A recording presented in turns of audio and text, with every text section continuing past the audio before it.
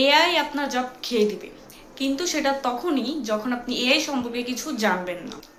আজকে দেখুন, একটা মানুষ যে কাজ করতে 5 ঘন্টা সময় লাগাচ্ছে, এআই সে কাজ 5 মিনিটে করে দিচ্ছে। এখন বলুন, কোম্পানি আসলে কাকে রাখবে? যে পিছিয়ে আছে তাকে, নাকি যে আপডেটেড তাকে?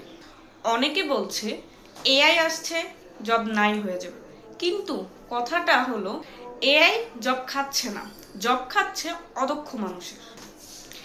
আজকের যুগে কন্টেন্ট রাইটাররা এআই দিয়ে কন্টেন্ট লিখছে, ডিজাইনাররা এআই টুলস চেনে ডিজাইন করছে, ফ্রিল্যান্সাররা এআই দিয়ে 2 গুণ কাজ করে 3 গুণ ইনকাম করছে।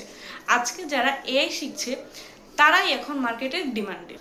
ভাবুন তো, আপনি যদি আজও বলেন এগুলো আপনার কাজ না, তাহলে 2 বছর পর আপনার জায়গায় অন্য কেউ বসে যাবে, আর সে বলবে ধন্যবাদ এআই।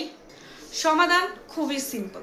এআইকে ভয় পাবেন না, এআইকে ব্যবহার করতে শিখুন। এআই আপনার বস না, এআই আপনার অস্ত্র।